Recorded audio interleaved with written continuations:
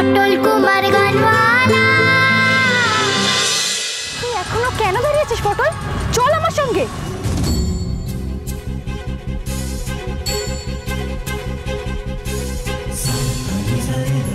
আমি যখন বলেছি আজকে তোকে আমি নিয়ে যাব, তখন আমি নিয়েই যাব।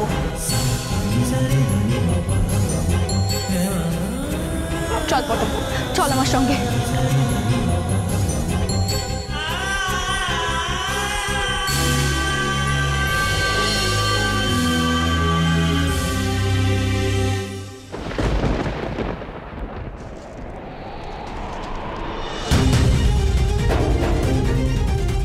তোমার পায়ে পড়ি গো, পায়ে পড়ি তোমার। আমি তোমায় ছেড়ে যেতে পারবো না, পারবো না আমি তোমায় ছেড়ে যেতে।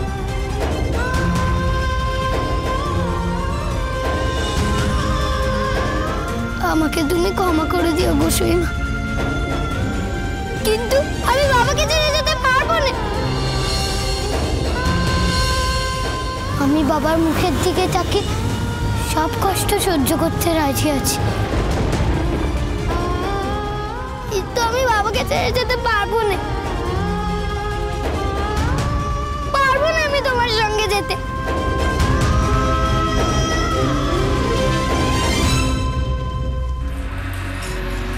এই তুমি আমায় কোন দ্বন্দ্বের মধ্যে ফেললে ঠাকুর? পটলকে এই অবস্থাতে রেখে আমি চাই কি করে?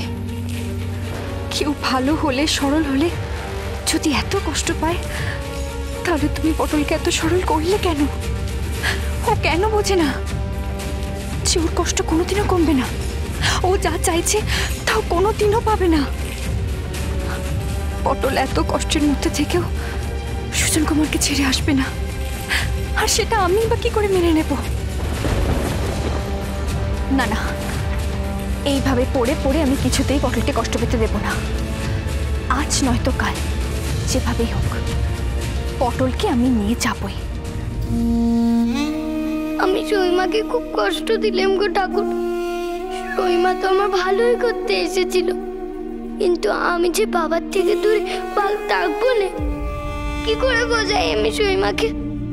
তুমি তুমি বুঝিয়ে দাও না গো ঠাকুর। কিরে, খুব খুশি হচ্ছিস বুঝি মনে মনে? ভাবছিস তুই দেখতে তোকে ভালোবেসে নিয়ে যাচ্ছে আমাদের বাড়িতে? তুই কেঁদে কেঁদে বলেছিস দাইকে ছেড়ে যাবি না, তাই তাই তোকে খুশি হয়ে নিয়ে যাচ্ছে। দাইকে কিন্তু তোর উপর রেগেই আছে, তোকে আরো শাস্তি দেবে বল বাড়িতে নিয়ে যাচ্ছে। দাইকে ঠকানোর শাস্তি, ওই গভর্নেন্সের সাথে কথা বলার শাস্তি।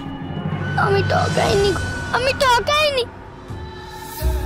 কে কার জীবন নষ্ট করছে মিস্টার মল্লিক, সেটা বোঝার মতো অবস্থায় আপনি নেই। আর আমার লজ্জার কথা বলছেন? আপনি যা করছেন, তারপর এত জোর গলায় আপনি কথা বলছেন কোন সাহসে? এতটুকু একটা বাচ্চা মেয়েকে বাবার ভালোবাসার লোভ দেখিয়ে নিজের বাড়িতে এনে নিজের মেয়ের অ্যাটেন্ডেন্ট করে রেখেছেন। আমি ঠকাইনি, না না, আমি আমি আমি পটলকে ঠকাইনি তো। আমি তো ওকে ঠকাইনি, ও আমাকে ঠকিয়েছে। অন্যায়ের পাল্টা জবাব দিয়েছি আমি শুধু। আপনি যাই ভাবুন না কেন, ওই আমায় ঠকিয়েছে, আমি ঠকাইনি।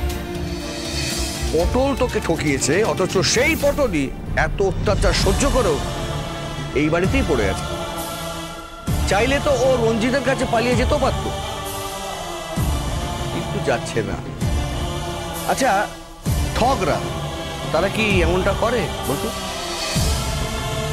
তখন দেখা হওয়ার সময় যদি ও বলতো, ও যদি তখনও আপনাদের আসল রূপটা আমাকে জানাতো, তাহলে এতক্ষণে আজ হয়তো ও আমার সঙ্গে পারলঘাটিতে পৌঁছে যেত। চল পটল, চল আমার সঙ্গে।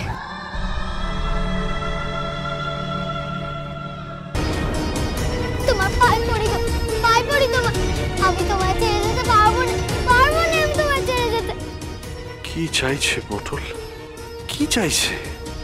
যতবার ভাবতে চাইছি ও আমার ক্ষতি চায়, রঞ্জিতের মতোই ও আমার সর্বনাশ করতে এসেছিল, ততবারই কেন আমার সামনে আমার সামনে এই প্রশ্নগুলো এসে দাঁড়াচ্ছে। কেন কেন দাঁড়াচ্ছে? এই প্রশ্নগুলো আমাকে পাগল করে দিচ্ছে।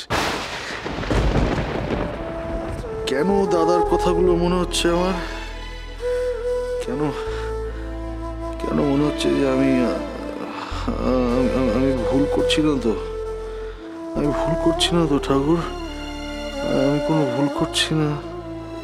না না না না না না, আমি ভুল করিনি। আমি ভুল করিনি। আমি ভুল করতে পারি না। না, আমি ভুল করিনি। না, পটল ঠকিয়েছে আমায়, ঠকিয়েছে।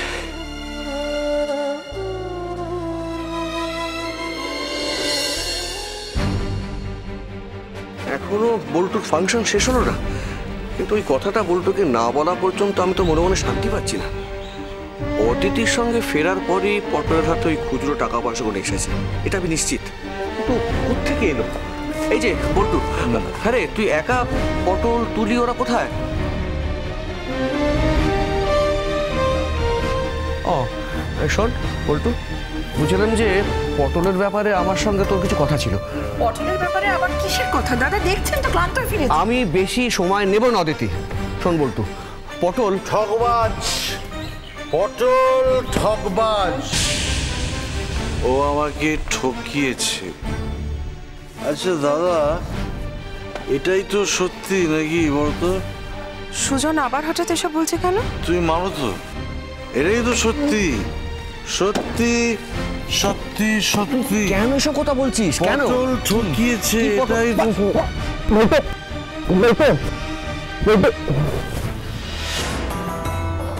তুলি, তুলি, তুমি আমার সাথে এসো তো একটু, চলো। পটল ঠকবাজ। ও আমাকে ঠকিয়েছে। তুলি, এদিকে এসো তো। আচ্ছা বলো তো, ওখানে কি হয়েছে? কারা কি বলেছে তোমার ড্যাডিকে? কে আবার? পটলের সইমা। পটলকে বুদ্ধি দিতে এসে ড্যাডির হাতে ধরা পড়ে গেছে। সুভাগা? হ্যাঁ, পটলকে নিয়ে চলে যেতে যাচ্ছিল, আমি আটকিয়েছি। মনে হচ্ছিল নিয়ে চলে যাবে। ও তো গেলেই বাঁচি। কি বলছো মা?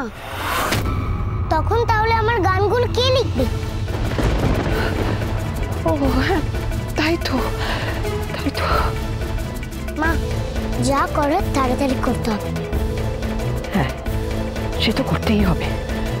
তুমি কবে আমার লেখা পটলের গানগুলো আবরালের কাছে নিয়ে যাবে? কাল সকালে।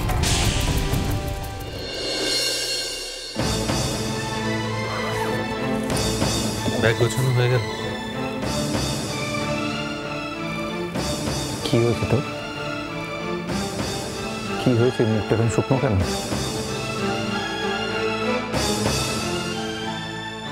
বাবাকে দেখিস? তুমি আর কোনোদিন দেশে ফিরবে না? না রে মুকুর, দেশে আর ফিরবো না। দেশ আমাকে শুধু কষ্ট ছাড়া আর কিছু দেয়নি, আর কষ্ট পেতে পেতে পেতে পেতে আমি ক্লান্ত হয়ে গেছি। তোর যদি কখনো মনে হয় আমার সঙ্গে দেখা করবি, চলে আসিস, ওখানে দেখাও।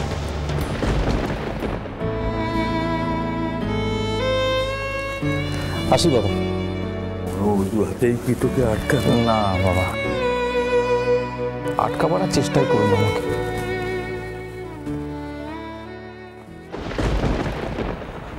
চলে যাচ্ছেন বুঝি? বাহ, তাহলে একদম ঠিক সময় এসে পৌঁছেছি। যাওয়ার সময় অনেকে ফুল দিয়ে বিদায় জানায়, কিন্তু আমি আপনাকে একটা সুখবর দিয়ে বিদায় জানাবো।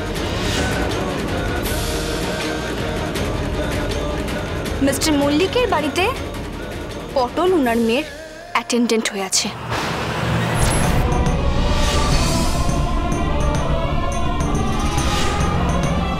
সুজন মল্লিকের মেয়ে তুলির হাই ফরমাস খাচ্ছে পটল।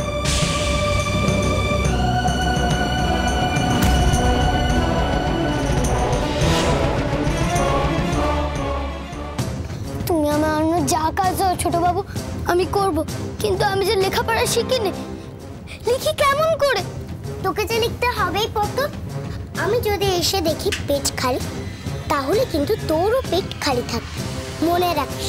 চলো তো মা। তুলি ম্যাডাম, তুলি ম্যাডাম, তুলি ম্যাডাম গো, শোনো আমার কথাটা, শোনো।